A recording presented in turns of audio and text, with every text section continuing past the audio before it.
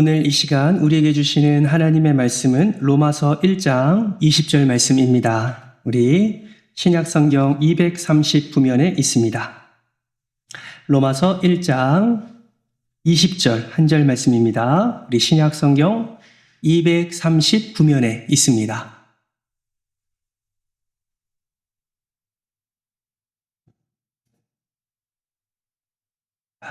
다 찾으셨죠? 네, 우리 함께 한 목소리로 읽도록 하겠습니다. 시작. 또 어려서부터 성경을 알았나니 성경은 능히 너로 하여금 그리스도 예수 안에 있는 믿음으로 말미암아 구원에 이르는 지혜가 있게 하느니라. 아멘. 이 말씀이 아닌데 제가 잘못 갖고 왔네요. 그렇죠? 지난주에 말씀이 있던 것 같아요. 자, 로마서 1장 20절 제가 성경을 보고 다시 한번 찾겠습니다. 자, 로마서 1장 20절 말씀 다시 한번 읽을게요. 20절 같이 한번 읽겠습니다. 시작. 창세로부터 그의 보이지 아니하는 것들 곧 그의 영원하신 능력과 신성이 그가 만드신 만물에 분명히 보여 알려졌나니 그러므로 그들이 핑계하지 못할지니라. 아멘. 아멘. 할렐루야. 예, 옆에 있는 분에게 이렇게 인사하겠습니다. 하나님을 알아갑시다. 한 번 더 인사할 때 성도님은 하실 수 있습니다. 예, 많이 알아가시고 또 많이 은혜를 누리시기를 바랍니다. 예, 무신론자는 하나님이 없다고 주장을 합니다. 그러나 여기에는 모순이 있습니다. 여러분, 무신론자가 하나님의 존재를 부인하기 위해서는 그는 우주 만물을 다 알아야 합니다. 그 이유가 무엇이냐면 우주 어딘가에 하나님이 존재할 수도 있기 때문이죠. 여러분, 인간이 우주를 다 알 수 있을까요? 여러분, 그럴 수 없습니다. 우주의 직경이 300억 광년이라고 합니다. 1초에 지구 7개 반을 도는 빛의 속도로 300억 년을 가야 되는 그 광활한 곳이 바로 우주라고 말을 하지요. 여러분, 사람은 이 우주 만물을 다 알 수가 없습니다. 또한 무신론자는 과거와 현재와 미래의 모든 인간의 인체적 구조와 마음의 생각까지도 동시에 아는 전지자이어야만 하나님이 없다라고 주장을 할 수가 있습니다. 왜냐하면 사람 속에, 마음 속에 하나님이 존재할 수도 있기 때문이지요. 따라서 무신론자가 말하는 그 하나님의 존재는 자기 생각에 갇힌 주장일 뿐이지 모든 것을 알지 못하는 사람의 제한적인 생각과 제한적인 지식으로는 하나님이 없다 말할 수 없다는 것을 우리는 반드시 기억해야 됩니다. 사랑하는 성도 여러분, 무신론자의 주장과는 달리 하나님은 지금도 살아 계십니다. 아멘이십니까? 아멘이시면 크게 아멘 해보세요. 아멘이십니까? 예, 하나님은 살아 계십니다. 여러분, 하나님은 우주 만물 또 인간의 최초 기원으로 올라가면 제1원인이 있어야 되는데 그분이 바로 저와 여러분이 믿는 하나님이십니다. 그 하나님이 인간 속의 죄악 앞에서 삐하고 울리는 양심도 허락해 주셨고 또 자연 만물이 자연의 법칙에 따라 돌아가도록 놀라운 설계를 하신 분이 바로 우리 하나님이십니다. 여러분, 우리 몸속에 몇 개의 세포가 있는 줄 아십니까? 약 60조 개의 세포가 있다고 합니다. 여러분, 우리 각 세포 속에 들어있는 30억 개의 DNA가 하나님이 이 땅을 창조하심을 그렇게 외치고 있다는 것을 우리는 반드시 기억해야 됩니다. 그렇다면 이 땅을 창조하신 하나님, 반드시 존재하시는 하나님, 그분은 어떤 분이실까요? 여러분, 무신론자를 대표할 수 있는 리처드 도킨스 같은 과학자는요, 이런 말을 했어요. 신은 인간에 의해 만들어졌다. 신이 누구에 의해 만들어졌다고요? 인간에 의해 만들어졌다라고 주장을 합니다. 그런데 놀라운 것은 그렇게 주장을 하고 다니면서 정말 이에 대한 정밀하고 명쾌한 설명이나 근거를 제시하지 못하고 있습니다. 여러분, 왜 무신론자는 하나님의 존재를 인정하지 않을까요? 왜 무신론자는 신은 인간에 의해 만들어졌다고 그렇게 엉뚱하게 말을 주장할까요? 이에 대해 성경 시편 14편 1절 말씀은 이렇게 말하고 있습니다. 우리 화면을 보면서 같이 한번 읽어볼까요? 시편 14편 1절입니다. 시작. 어리석은 자는 그의 마음에 이르기를 하나님이 없다 하는도다. 그들은 부패하고 그 행실이 가증하니 선을 행하는 자가 없도다. 아멘.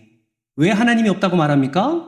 그들의 마음이 죄로 말미암아 부패해졌기 때문에 그렇습니다.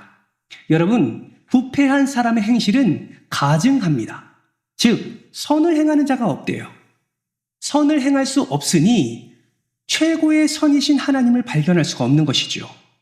선을 행할 수 없으니 최고 선이신 하나님의 존재를 인정할 수 없게 되는 것입니다.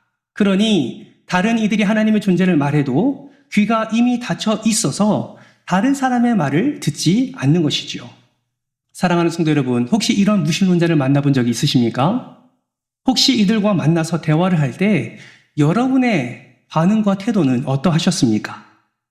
혹시 무신론자와 대화할 때 하나님이 있다 없다 그 존재에 대해서 말씀을 나눠본 적이 있으십니까?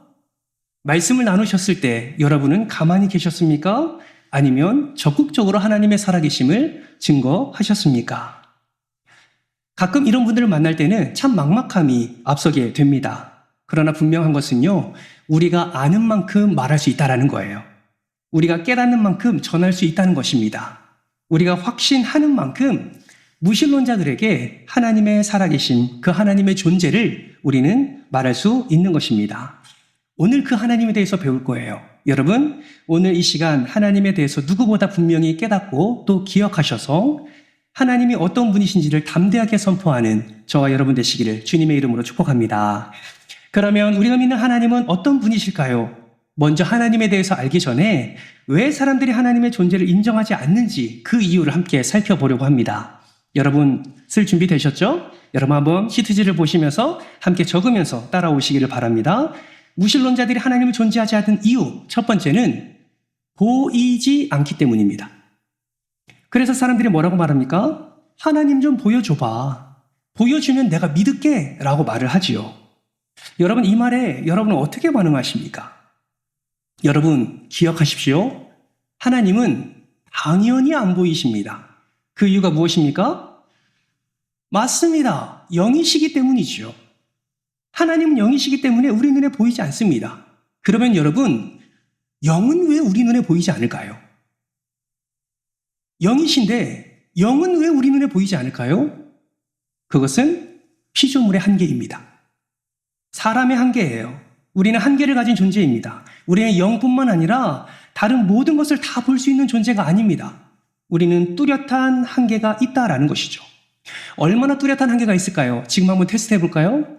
여러분, 눈이 몇 개십니까? 한 개신 분 계세요?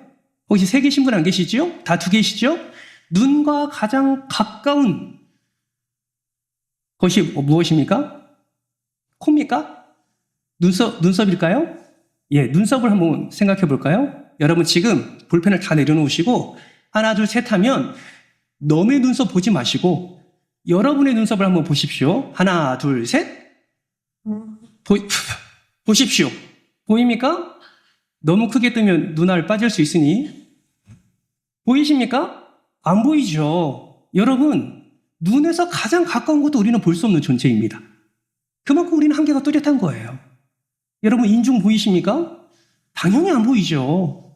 어떤 도구를 사용하지 않고는 우리는 가장 가까이 있는 것도 볼 수 없는 존재가 바로 우리 인간이에요. 근데 볼 수는 있죠. 어떻게 볼 수 있습니까? 그렇죠. 거울을 통해서 볼 수 있어요. 심지어 잡아 뜯어서도 볼 수 있습니다. 여러분, 볼 수 있는 도구가 있을 때 확인할 수 있는 거예요. 그렇다면 질문합니다. 하나님은 영이세요. 하나님 볼 수 있어요, 없어요? 볼 수는 없죠. 그런데 무엇을 통해서 우리는 하나님 만날 수 있어요, 없어요? 있어요. 우리는 하나님을 볼 수 있고 하나님을 만날 수 있습니다. 우리의 한계를 가지고는 볼 수 없지만 믿음이라는 도구를 통해서 우리는 하나님을 만날 수가 있는 거예요. 여러분, 보이지 않는다고 존재하지 않는 것이 아닙니다. 보이지 않는다고 만날 수 없는 것이 아니에요. 세상 사람들은 없다, 존재하지 않는다라고 말하지만 우리는 영이신 하나님을 만날 수 있습니다. 만날 수 있다는 것은 존재함을 의미하는 것이죠. 존재를 어떻게 합니까? 영으로 존재하는데 우리가 믿음을 통해서만이 우리는 우리 주님을 만날 수가 있는 것입니다. 그러므로 여러분, 누군가가 하나님을 보여달라고 할 때 하나님을 볼 수 있는 방법을 소개해 주시기 바랍니다. 오직 믿음을 통해서만이 하나님을 만날 수가 있습니다. 두 번째, 무신론자들이 주장하는 것, 두 번째는 무엇이냐면 예수 믿는 사람들을 보니까 하나님이 없다는 것입니다. 이것은 정말 우리가 새겨드려야 할 말씀이지요. 예수 믿는 사람들을 보니까 제대로 살지 않습니다. 그들의 언행을 보니까 교회 다니는 사람과 세상 사람들과 별반 다르지 않습니다. 하나님을 믿는 사람은 뭔가 세상 사람들과는 좀 달라야 되는데, 하나님을 믿는 사람들은 뭔가 말이 달라야 되는데 그렇지 않다 보니 하나님은 존재하지 않는다라고 생각을 하는 것입니다. 여러분, 이것은 참 우리를 돌아보게 하는 말이죠. 그러나 여러분, 예수 믿는 사람들이 믿음대로 바로 살지 않기 때문에 하나님이 존재하지 않는다는 주장은 논리적으로 맞지 않습니다. 우리가 새겨드려야 할 말이기는 합니다.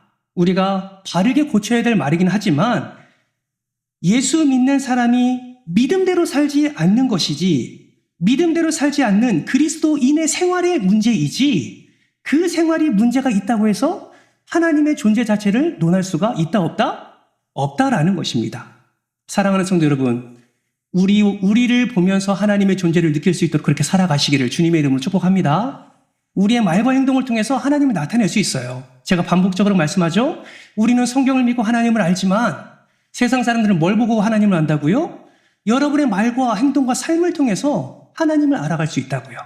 그러나 하나님의 존재 유무에 관련해서는 이거는 논리적으로 맞지가 않습니다.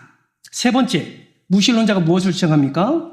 무신론자들은 이 세상에 고통이 존재하기 때문에 하나님이 없다고 주장합니다. 혹시 이런 얘기 들어본 적 있으십니까?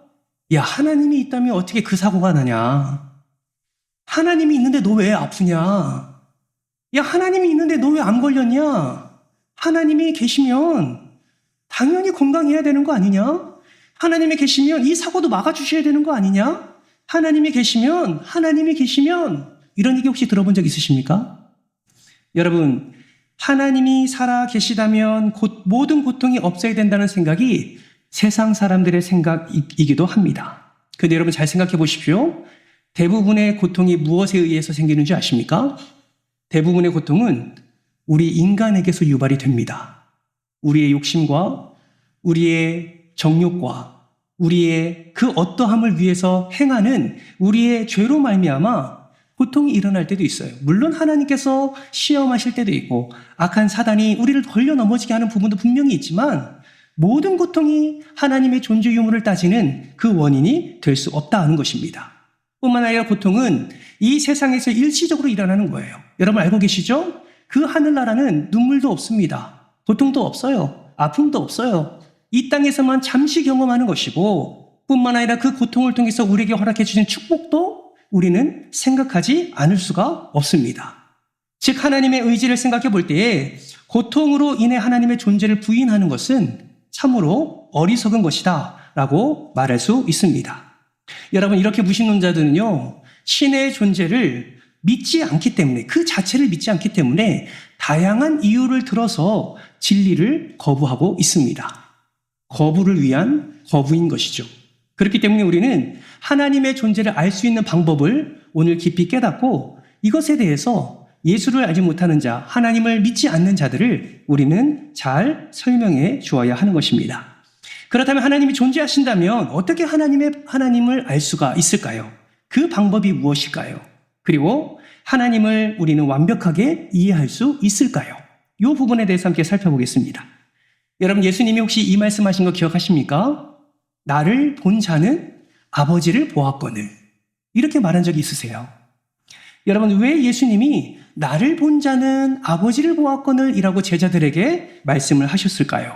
그 이유를 히브리서 1장 1절과 2절 말씀을 통해서 우리는 확인해 볼 수 있습니다. 우리 화면을 보면서 같이 한번 큰 소리로 읽겠습니다. 히브리서 1장 1절입니다. 시작! 옛적에 선지자들을 통하여 여러 부분과 여러 모양으로 우리 조상들에게 말씀하신 하나님이 2절입니다. 이 모든 날 마지막에는 아들을 통하여 우리에게 말씀하셨으니 이 아들은 만유의 상속자로 세우시고 또 그로 말미암아 모든 세계를 지으셨느니라. 아멘. 여러분, 이유가 무엇입니까? 왜 나를 본 자는 아버지를 보았다고 말합니까? 예수님은 자기 자신이 삼위일체의 하나님이심을 알고 계셨고 또 마지막 날에 아들을 통하여 말씀하실 것이라고 성경을 통해 그렇게 말씀하셨기 때문에 그렇습니다. 즉, 성경 자체가 예수에 관해 증거하고 있고 성경 기록 목적이 예수 그리스도가 하나님의 아들이심과 그리고 예수를 통하여서 구원의 은혜를 허락해 주심을 분명하게 말씀하고 있기 때문에 예수 그리스도는 나를 본 자는 아버지를 보았다라고 말씀하고 있는 것입니다. 그렇기 때문에 성경을 알면 알수록 우리는 예수를 알아갈 수 있고 성경을 우리는 깊이 묵상하면 묵상할수록 예수 그리스도의 하나님 되심을 우리는 분명히 깨달을 수가 있는 것입니다. 그렇다면 여러분, 이 하나님을 우리는 완벽하게 이해할 수 있을까요? 결론적으로 그럴 수 없지요. 앞서 말씀드린 대로 우리는 피조물에 불과하기 때문에 유한한 피조물이 무한하신 하나님을 다 알 수가 없습니다. 여러분, 개미가 인간의 마음을 알 수 있을까요? 없지요. 여러분, 자식도 부모의 마음을 모르는데 어떻게 인간이 무한하신 하나님을 알 수가 있겠습니까? 그렇기 때문에 하나님을 완전히 이해할 수는 없습니다. 이것을 무엇이라고 이야기할 수 있을까요? 하나님을 완전히 이해할 수 없는 이것을 하나님의 불가해성이라고 말합니다. 뭐라고요? 제가 천천히 말한다고 천천히 말씀하시네요. 하나님의 뭐라고요? 불가해성이라고 말합니다. 완벽하게 우리는 이해할 수가 없다라는 거예요. 그래서 로마서 11장 33절은 이렇게 말씀합니다. 잘 보세요. 깊도다 하나님의 지혜와 지식의 풍성함이요 그의 판단은 헤아리지 못할 것이며 그의 길은 찾지 못할 것이로다. 얼마나 그 은혜와 그 지식과 그 지혜가 깊은지 우리는 하나님을 완전히 이해할 수 없습니다. 그러나 이러한 하나님의 불가해성이 하나님을 완전히 이해할 수 없다라는 의미를 갖고 있는 것은 아닙니다. 우리의 지식은 부분적이고 제한적이고 총체적이고 완벽한 지식에는 미치지 못한다는 거예요. 아직도 헷갈리십니까? 제가 한번 말씀드릴게요. 불가해성입니다. 네.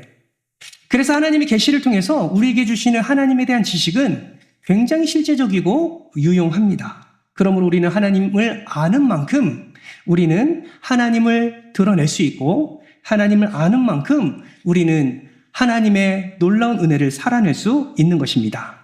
그렇다면 여러분, 성경의 감동으로 기록된 성경, 지난주에 함께 말씀을 나눴죠? 성령의 감동으로 기록된 이 성경은 하나님의 존재에 대해서 어떻게 설명하고 있을까요? 여러분, 창세기 1장 1절 말씀을 암송할 수 있으시죠? 같이 한번 해볼까요? 시작! 태초에 하나님이 천지를 창조하시니라. 우리 방송팀이 너무 친절해가지고 그냥 잘 띄워주셨습니다. 여러분 잘 보세요. 태초에 시작합니다. 여기서 말하는 태초는 무엇을 의미할까요? 창조의 시작을 의미합니다. 창조의 시작을 의미해요. 그럼 여러분 생각해 보세요. 태초에 창조의 시작 이전에 태초 전에는 하나님이 살아 계실까요? 아니면 존재하지 않으실까요? 뭐라고요? 살아 계시지요. 존재하시지요. 태초 전에도 하나님은 존재하셨습니다. 그래서 창세기 1장 1절 말씀은 하나님의 존재 자체를 드러내는 말씀이다라고 우리가 이해할 수가 있는 것입니다.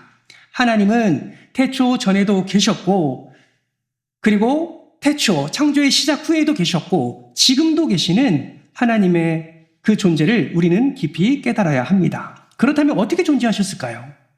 하나님은 태초 전부터 어떻게 존재하셨을까요? 성경 출애굽기 3장 14절은 이렇게 말씀합니다. 같이 한번 읽겠습니다. 시작! 하나님이 모세에게 이르시되 나는 스스로 있는 자이니라. 또 이르시되 너는 이스라엘 자손에게 이같이 이르기를 스스로 있는 자가 나를 너희에게 보내셨다 하라. 아멘. 여러분, 하나님이 어떻게 존재하셨습니까? 스스로 존재했다라고 말씀하고 있습니다. 이 스스로 존재했다는 것은 스스로 자기를 창조했다는 의미가 아닙니다. 이 스스로 존재했다는 것은 나중에 살펴볼 건데 하나님의 영원성을 의미하는 그런 의미가 담겨져 있습니다. 이전에도 계셨고 지금도 계셨고 앞으로 계신 그 하나님의 하나님 되심을 증명하는 그런 존재를 우리 출애굽기 3장 14절 말씀을 통해서 확인할 수 있다라는 것입니다. 그렇다면 스스로 계신 이 하나님은 우리는 어떻게 구체적으로 더 알 수 있을까요? 하나님을 알 수 있는 방법은 성경에 기록된 하나님의 이름을 통해서 알 수 있고 그분의 속성, 그분의 성품, 그분의 행하신 일들을 통해서 우리는 하나님의 하나님 되심을 알 수가 있는 것이죠. 그렇다면 어떤 이름이 있는지, 그 이름에는 어떤 의미가 있는지 우리가 함께 살펴보도록 하겠습니다. 여러분이 가지고 있는 시트지 2번째 장을 보시면 선을 연결할 수 있는데 여러분이 아시는 이름도 있고 모르시는 이름도 있을 것 같아요. 하나하나 살펴보면서 선을 한번 이어보시기를 바랍니다. 첫 번째, 엘로힘이라는 이름이 있습니다.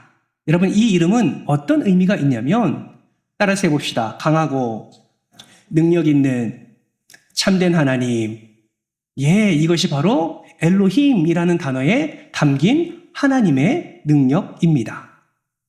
여러분, 앞서서 우리가 창세기 1장 1절 말씀을 함께 살펴보았죠. 창세기 1장 1절 말씀에 태초에 하나님이라고 시작합니다. 여기서 말하는 하나님이 바로 엘로힘 하나님이에요. 강하고 능력 있는 참된 하나님이 무엇을 창조하셨다고요? 천지를 창조하셨다라고 성경은 말씀하고 있는 것입니다. 그래서 여러분, 성경에 보면 엘이라는 단어가 굉장히 많이 나오죠.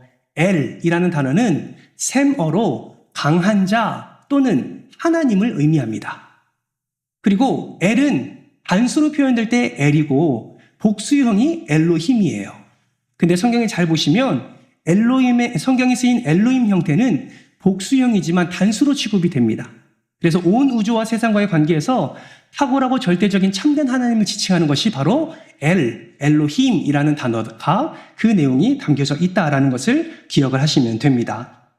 그래서 1장 1절을 생각할 때에 태초의 하나님이라고 말할 때 어떤 하나님이다? 강하고 능력 있는 참된 하나님이라는 의미를 담고 있다는 것을 기억해 보시면 좋을 것 같습니다. 두 번째 하나님의 이름은 엘로이입니다. 엘은 아까 뭐라고요? 하나님이라고요. 로이는 어떤 의미가 담겨져 있냐? 감찰하시는 이라는 의미가 담겨져 있습니다. 그래서 엘로이는 어떤 하나님? 감찰하시는 하나님. 그러면 감찰이라는 의미가 뭘까요? 창세기 16장 13절 말씀.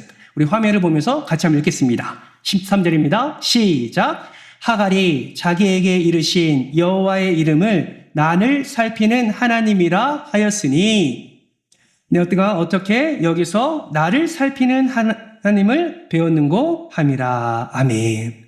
이 말씀은 광야에서 생명을 지켜주신 하나님에 대한 하갈의 고백이지요. 여러분, 감찰의 의미를 찾으셨습니까? 감찰의 의미는 나를 살핀다라는 의미가 담겨져 있습니다. 즉 엘로이 하나님은 나를 감찰하시는 하나님, 다시 말하면 나를 살피시는 하나님입니다. 여러분의 삶 속에서 하나님이 늘 여러분과 함께 하시며 여러분을 살피시는 하나님이심을 여러분 믿으십니까? 그분의 이름이 엘로이 하나님이십니다. 세 번째는 엘샤다이. 엘이 반복되죠. 엘은 어떤 의미? 하나님이라는 의미가 담겨져 있습니다. 샤다이라는 단어는 어떤 의미가 있냐? 전능하신이라는 의미가 담겨져 있습니다. 그러면 엘샤다이는 어떤 의미예요? 전능하신 하나님이라는 것을 우리는 알 수가 있습니다.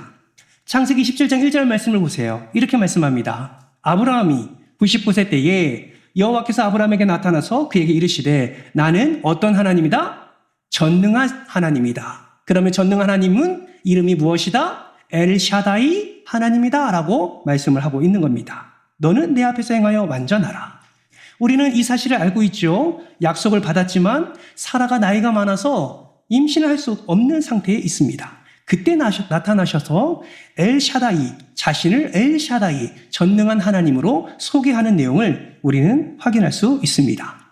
따라서 엘샤다이는 그 어떤 존재와도 비교할 수 없는 하나님의 초월성, 그 은혜의 충만성이 내포된 하나님의 이름이 엘샤다이다라고 우리는 알 수가 있습니다. 네 번째 하나님의 이름, 아도나이입니다. 아도나이는 주인이라는 의미가 담겨져 있죠. 그래서 주인 되신 하나님을 의미합니다. 특별히 창세기 15장 2절 말씀에 나중에 살펴보시면 주라는 표현은 주님이라는 의미도 있고 나의 주라는 의미도 있습니다. 하나님을 가리켜 영광스럽고 존귀한 호칭이 바로 아도나이라고 말할 수 있습니다. 여러분 들어보셨죠? 예전에 성경을 기록하는 사람은 하나님의 이름을 함부로 말할 수도 없고 함부로 이렇게 기록할 수도 없었습니다. 그래서 여호와 하나님을 다른 의미로 불렀는데 아도나이, 주라는 표현으로 하나님을 지칭했습니다. 다섯 번째, 여호와는 어떤 의미일까요? 여호와는 스스로 계신 하나님을 말씀합니다. 앞서 우리가 읽은 대로 출애굽기 3장 14절 말씀을 통해서 확인할 수 있죠. 하나님의 영원성과 하나님의 자존성을 우리는 확인할 수가 있습니다. 그래서 스스로 계신 하나님, 여호와라는 이름이 나올 때마다 스스로 계신 하나님을 나타내고 계시는구나 우리는 생각할 수가 있습니다. 여섯 번째, 여호와 라파, 참 익숙한 말씀이죠. 어떤 하나님이십니까? 그렇죠. 치료하시는 하나님입니다. 그 마라의 쓴물을 단물로 바꿔주시는 치료하시는 하나님, 여호와 라파의 하나님. 우리가 아플 때마다 부르짖는 하나님, 여호와 라파의 하나님이십니다. 그 고치시는 하나님, 치료하시는 하나님. 그래서 그 하나님을 우리가 의지하고 기도할 수 있는 것이죠. 자, 일곱 번째는 여호와 니시입니다. 여호와 스스로 계신 하나님이신데 니시는 깃발이라는 의미를 담고 있죠. 그래서 깃발 되시는 하나님이라는 의미를 담고 있습니다. 문자적으로는 여호와는 나의 깃발입니다 라는 의미를 담고 있는데 이 깃발은 결과적으로 승리를 상징합니다. 아말렉 군대와 싸워서 승리한 기념으로 제단을 쌓았는데 그 제단에 붙여진 이름이 여호와 니시입니다. 그래서 여호와 니시는 상징적으로 하나님의 구원, 그리고 인도하심, 보호하심 이런 것들을 의미하고 있습니다. 자, 여덟 번째죠. 마지막인가요? 여호와 이레. 너무나 잘 알고 있는 의미죠. 어떤 하나님이십니까? 준비하시는 하나님이십니다. 우리 창세기 22장 14절 말씀 같이 한번 읽어볼까요? 시작. 하나님이 그 땅 이름을 오늘까지 사람들이 아멘. 이삭을 드렸을 때 준비하신 하나님을 만나게 되었고 아브라함은 준비하신 하나님을 가리켜 여호와 이레라고 표현을 하였습니다. 자, 이처럼 여호와의 이름을 통해서 우리는 여호와가 어떠한 분이신지를 우리는 알 수가 있습니다. 사실 다 암기하고 그러면 참 좋겠지만 말씀을 읽을 때마다 이 의미를 분명히 안다면 또 기도할 때마다 하나님의 이름의 뜻을 분명히 안다면 그 상황에 맞는 그 간절히 바라는 우리의 기도 제목에 하나님의 이름을 불러가면서 우리는 기도할 수 있지요. 그 하나님이 반드시 기도의 응답을 해주십니다. 그러므로 여러분 하나님의 이름을 여러분 잘 기억하시기를 바랍니다. 자, 하나님을 알 수 있는 방법, 하나님 이름뿐만 아니라 하나님의 성품으로도 우리는 알 수 있습니다. 성품에는 두 가지 종류가 있어요. 하나는 비공유적 성품, 두 번째는 공유적 성품이 있습니다. 비공유적 성품은 하나님만이 갖고 계신 성품이에요. 누구와도 공유할 수 없는 성품입니다. 하나님의 특성을 말씀하고 있는 것이죠. 공유적 성품은 하나님이 사람과 함께 공유할 수 있는 그런 성품을 의미합니다.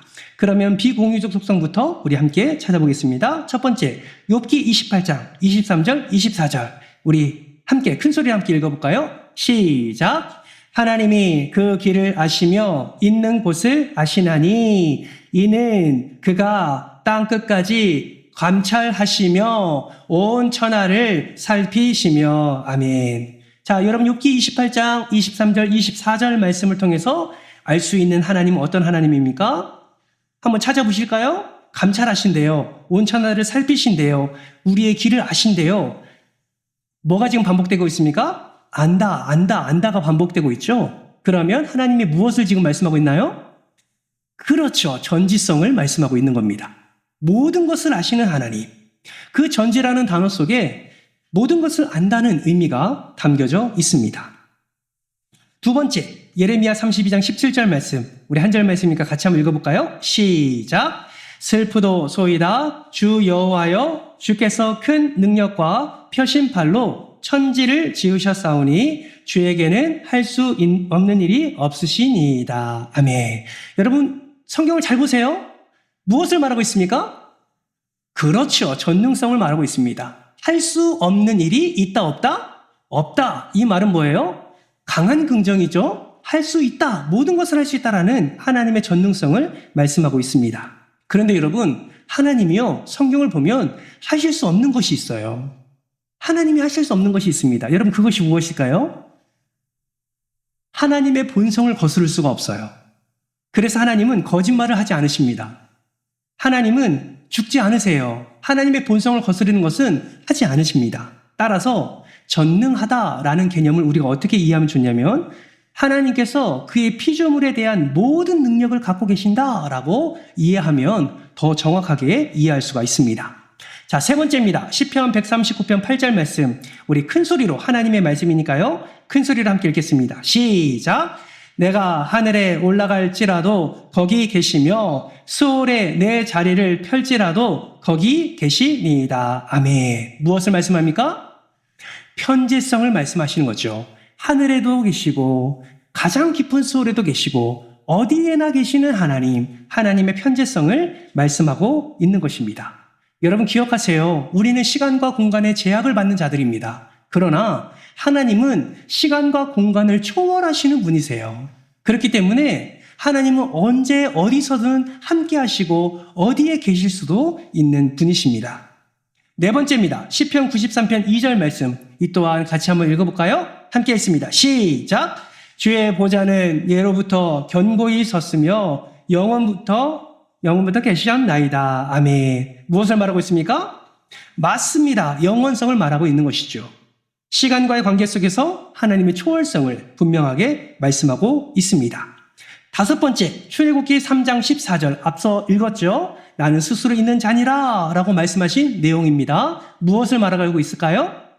그렇죠. 앞서 영원성을 얘기했기 때문에 여기서는 스스로 계신 자존하신 하나님을 우리는 발견할 수가 있습니다. 자존성, 이것은 비공유적 속성이에요. 우리는 스스로 자존할 수 없습니다. 그러나 하나님은 그렇게 하실 수 있습니다. 여섯 번째, 사무엘상 15장 29절 말씀 같이 한번 읽어볼까요? 시작! 이스라엘의 지존자는 거짓이나 변개함이 없으시니 그는 사람이 아니심으로 결코 변개하지 않으심이니이다 하니. 반복되는 단어가 뭐가 나오죠? 변개하지 않으신다. 무엇을 말하고 있습니까? 불변성을 말하고 있는 거예요. 여러분, 하나님의 속성은 불변하십니다. 우리는 시시각각 변하지만 하나님은 불변하시는 하나님이세요. 자, 이렇게 비공유적 속성 5가지인가요? 6가지인가요? 함께 살펴보았습니다. 자존, 편재, 전능, 영원, 불변, 전지성까지. 이것이 바로 하나님의 비공유적 속성이다. 이것을 통해서 하나님을 알 수 있다라는 것을 우리는 기억해야 됩니다. 자, 마지막입니다. 공유적 속성이죠. 자, 열왕기상 8장 39절 말씀. 39절 말씀 한번 보실까요? 함께 읽겠습니다. 시작! 주는 계신 곳 하늘에서 들으시고 사하시며 각 사람의 마음을 아시오니 그들의 모든 행위대로 행하사 갚으시옵소서. 주만 홀로 사람의 마음을 다 아심이니이다. 아멘. 공유적 속성입니다. 무엇을 말하고 있을까요? 바로 지식과 지혜를 말하고 있습니다. 하나님은 독특한 방식으로 자신에 대해서 그리고 가능하고 실질적인 것에 대해 완전히 아시는 분이 바로 하나님이십니다. 자, 두 번째 시편 145편 8절 9절 말씀 제가 한번 읽어드릴게요. 여호와는 은혜로우시며 긍휼이 많으시며 노하기를 더디하시며 인자하심이 크시도다. 여호와께서는 모든 것을 선대하시며 그 지으신 모든 것에 긍휼을 베푸시는도다. 자, 이 말씀은 무엇을 말씀하고 있습니까? 그렇죠. 선하심을 말씀하고 있는 것입니다. 여러분, 하나님은 선하십니다. 그러기에 우리도 선해야 합니다. 공유적 속성이에요. 하나님은 지혜로우신 분이십니다. 우리도 지혜로운 그리스도인이 되어야 합니다. 공유적 속성이에요. 함께 하나님의 성품과 우리의 성품이 같이 공유될 수 있는 성품입니다. 자, 세 번째 요한일서 4장 16절 말씀 한번 같이 한번 읽어볼까요? 시작! 하나님이 우리를 사랑하시는 사랑을 우리가 알고 믿었노니 하나님은 사랑이시니라. 사랑 안에 거하는 자는 하나님 안에 거하고 하나님도 그의 안에 거하시느니라. 아멘. 분명히 아시겠죠? 무엇입니까? 그렇죠. 사랑입니다. 하나님이 사랑이시기에 우리도 우리의 삶 속에 사랑을 나타내는 존재가 되어야 하는 것이죠. 네 번째 출애굽기 15장 11절 말씀입니다. 11절 말씀 화면 한번 보실까요? 자, 읽지 않고 눈으로 보겠습니다. 무엇을 말씀하고 있습니까? 무엇을 말씀하고 있어요? 그렇죠. 거룩하심을 말씀하고 있습니다. 거룩하심. 여러분, 우리는 거룩할 수 있을까요? 없을까요? 거룩할 수 있도록 우리도 최선을 다해야 되죠. 죄를 멀리하려고 애를 써야 됩니다. 거룩은 하나님의 비공유적 속성이 아니에요. 비공유적 성품이 아닙니다. 내가 거룩하니 너희도? 내가 거룩하니 너희도? 하나님이 말씀하셨어요. 우리 거룩할 수 있습니다. 어디 안에서? 예수 안에서. 그렇기 때문에 하나님과 나의 그 거룩은 공유적 성품입니다. 그러므로 우리는 거룩에 힘써야 됩니까? 안 힘써야 됩니까? 힘써야 된다라는 것이죠. 다섯 번째입니다. 신명기 32장 4절 말씀. 이것은 같이 한번 읽어볼까요? 시작. 그는 반석이시니 그가 하신 일이 완전하고 그의 모든 길이 정의롭고 진실하고 거짓이 없으신 하나님이시니 공의로우시고 바르시도다. 무엇을 말씀합니까? 의로우심을 말씀하고 있는 거예요. 틀리셨죠? 의로우심을 말씀하고 있는 겁니다. 하나님은 의로우신 분이세요. 아멘이십니까? 그러기에 우리에게 그 의를 주셨어요. 완전한 의를 주셨다고요. 그러기에 우리도 의로워졌습니다. 아멘이십니까? 의롭다 칭함을 받았습니다. 그러므로 우리가 이 땅을 살아가면서 의롭게 행해야 됩니까? 안 해야 됩니까?